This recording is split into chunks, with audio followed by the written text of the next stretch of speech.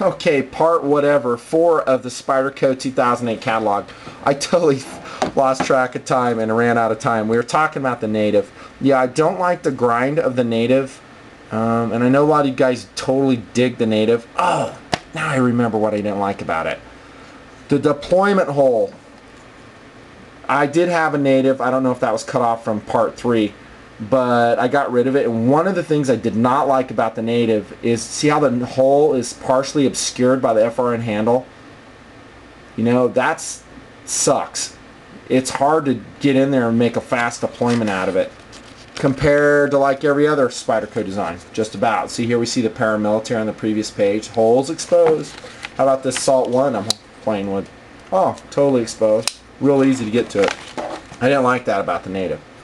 Now, on the upside, on their mid-year product supplement, they show, Spyderco shows, a new native.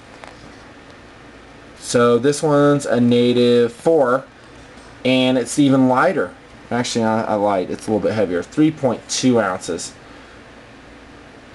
And I got a box and a question mark because I just need to look at the knife before I would add it. But it still has that same occluded deployment hole. Little bit less than the FRN version. This has a carbon fiber handle. And here's my philosophy on that, and Spyderco does this a lot. They'll do a carbon fiber handle. What do you think of when you hear carbon fiber? When I hear carbon fiber, I think, oh man, that thing's going to be light.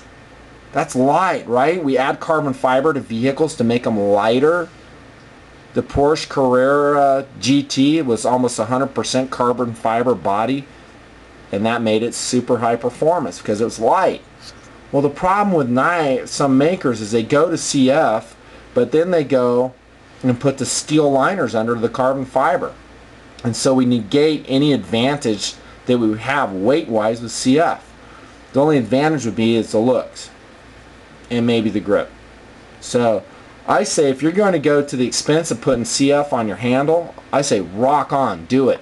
But put titanium liners in there or something that you will have an advantage in weight without any loss of strength.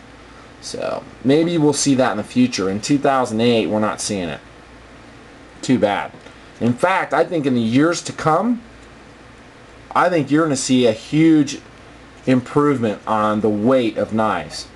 And it's just not an issue yet. And I know they kind of give lip service to it. Yeah, this is a lighter weight Enduro 4.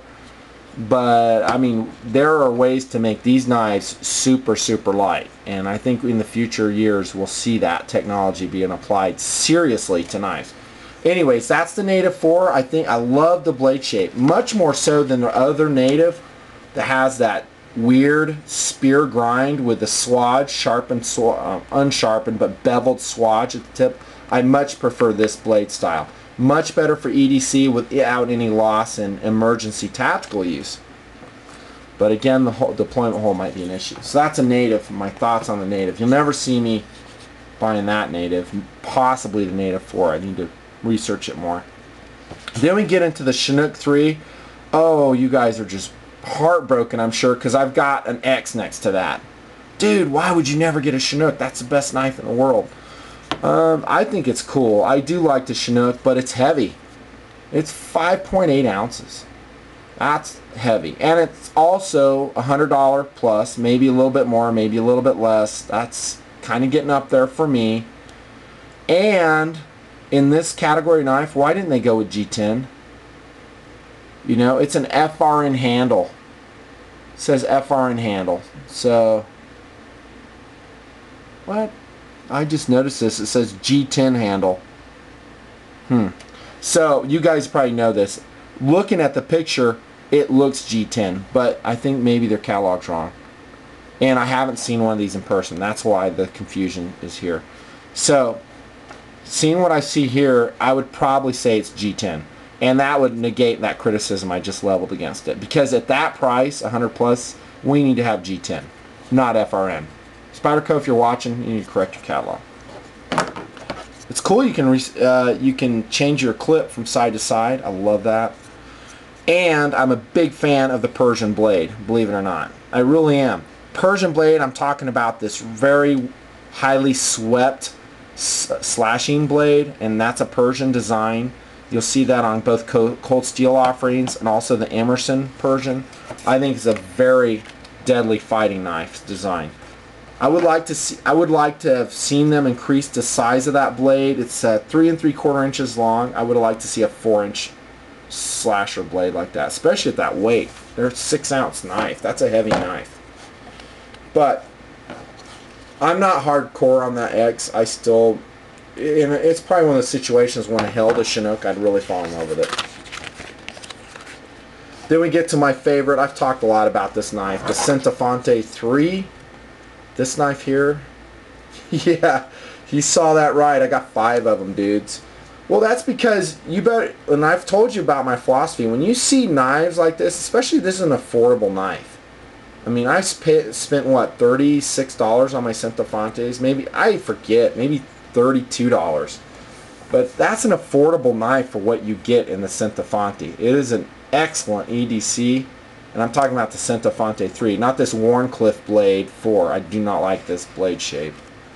The flat blade. And this gets to my criticism of the Kershaw leak, that a lot of your wear in EDC is right here. I mean, we're always opening up packages, we're opening up jars, and you know, going through aluminum, and not aluminum, but just various cutting tasks, and you get a lot of wear on your tip. So I think you can, well, I don't think, I know from my leak use, you can really wear those out, if not break them. They have an application. I mean, for sailing tasks, Warncliffe's very good. Anytime you're cutting rope, it's good. Just depends on what you want to do with your blade. But for EDC, I like this one. Great knife. You look at my video on the Centofante 3 if you want to hear more about it. It's just an awesome knife. It's probably one of the best Spydercos out there. And I really love how they put that glistening Spyderco spider on the handle. That's cool. Then we got the Kiwi and Spin. Not interested. Stretch and UK penknife. Not interested in anything without a lock. I know they're making that for the British, their stupid laws over there. Sorry if you're watching from Britain, but I feel so sorry for you if you live in a country where they're regulating that you cannot have a locking blade knife. That is just, to me, asinine. I'm so sorry that you live in that country for that, in regards to that law. I've been to Britain a lot too. A lot. And I dig it. I love it. It's a fun place to go. I just wish their laws were different. Now this one, the Stretch, is actually, I have a question mark next to it because I'm researching it. This seems like a very intriguing design to me. I do have a $ by it, and that reminds me that this is a more expensive blade. It's not cheap. So I need to find more out about it. It comes in ZDP 89, the new Wonder Steel from that the Spyderco's talking about, and I don't know too much about it yet. I will in the future. 4.4 ounces, so it's a little bit on the chunky side. That's probably because it's got steel liners there. Yep, good spine jimping. Does this blade seem familiar to you? Because to me it reminds me of a Blade Tech design. It seems very Blade Tech-y to me. I'll find out more about the Stretch as time goes on. It's a newer knife, I think. Polywog? Nope. Pakal? Nope. The Persian. There's another Persian design. A question mark because I'm researching this. Not too bad. 3.5 ounces, but the blade's a little bit on the short side. 2 15/16 inch long. I really like the gold inlay of the Spidey on there. That's cool. I have a little run here of stainless steel handle. I don't like that. That probably contributes some to that weight. Not a fan. So but I do love the blade shape. It's got a great thumb ramp, and just like all Spydercos, it's probably jimped really good. So the jury's out for me on the Persian. I'll find out more about it. The S and the Lava. The S is cool. It's got the MIM forms blade. That's a metal injected molded. That's web cut. That's not bad. The only problem is that my edge on this knife is going to, the grind starts right here. So I need to see these in real life though, you know, and hold them. They're only 2 ounces, so they're pretty light. But I'd have to check their edge out and see how they cut. Also, you can get crap on these blades and handles. Hey, that's part 4, man. Fun continues. I might do a part 5 even.